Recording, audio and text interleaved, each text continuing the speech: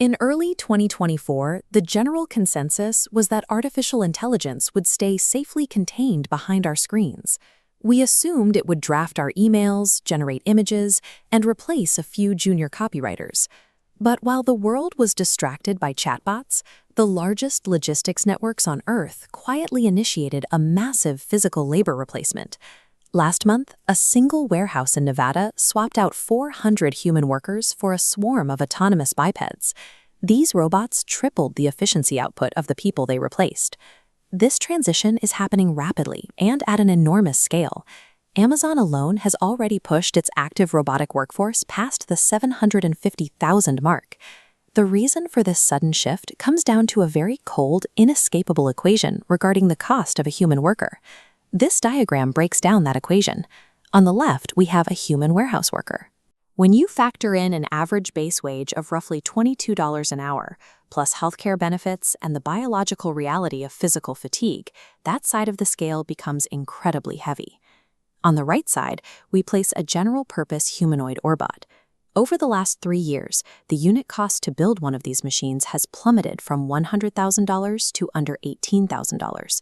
When you amortize that cost, you're looking at about $2.75 an hour in electricity and maintenance to run a machine that never sleeps. When an operating cost of $2.75 competes against a baseline of $22, the math is unforgiving. The human loses 100% of the time. Replacing a human lifter in a highly controlled environment like a warehouse is a straightforward financial decision. But packing a box on a grid is a repetitive task. The real question is what happens when these cheap machines are forced to navigate the unpredictable, chaotic physical spaces designed for humans. They are already stepping into them. At BMW's Spartanburg plant, autonomous bipeds built by Figure AI are actively working on the assembly line. These general-purpose machines are handling sheet metal and executing automotive assembly with sub-millimeter precision. For decades, this level of physical adaptability was blocked by a concept called the Moravec paradox. Engineers realized that high-level reasoning, like playing chess, required very little computing power, but low-level physical movement and basic sensory motor skills required seemingly impossible amounts of processing. That barrier was finally broken by visual language action, or VLA models. These advanced neural networks granted robots true spatial reasoning. A machine can now map the 3D geometry of a coffee cup, calculate its physical weight, and identify its structural fragility in a single glance. Because the Moravec paradox is solved, corporations no longer need to spend billions redesigning their factories to accommodate machines. The machines can now walk directly into the factories built for us. Biological workers have an inherent physical limitation. It takes a human roughly 10,000 hours of repetitive practice to fully master a complex physical trade, like welding a perfect joint or framing a wall. The robotic workforce bypasses this biological limit entirely through a mechanism called fleet learning. When one robot learns how to navigate a staircase or calibrate a weld, that success data is instantly uploaded to a centralized cloud hub. The moment that data hits the server, an entire fleet instantly possesses that exact same physical mastery. By networking this intelligence, neural network training times for complex physical tasks have dropped from months to mere hours.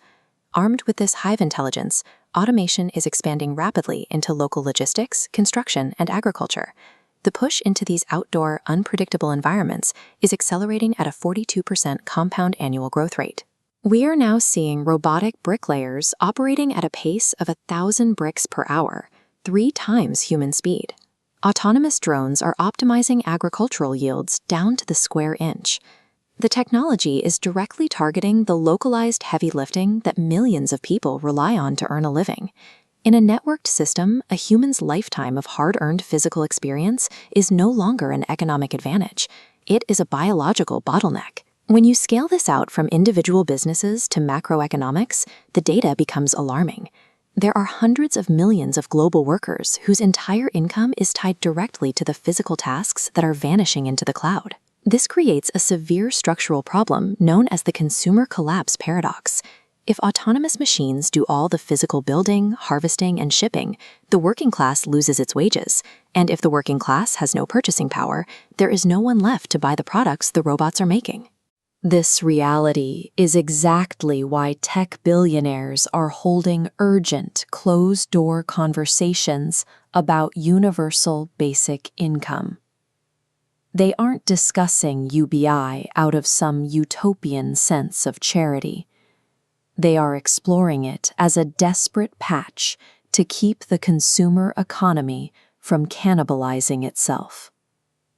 The architects of these systems know that without economic intervention, a collapse is a mathematical certainty. And the internal timelines at the top robotics labs suggest we are rushing toward this breaking point much faster than the public realizes. This chart plots the consensus timeline of hardware scaling laws. The flat line represents global labor demand, remaining relatively steady. The climbing curve represents humanoid robotic supply. When autonomous supply meets global demand, the historical link between work and consumer spending is severed.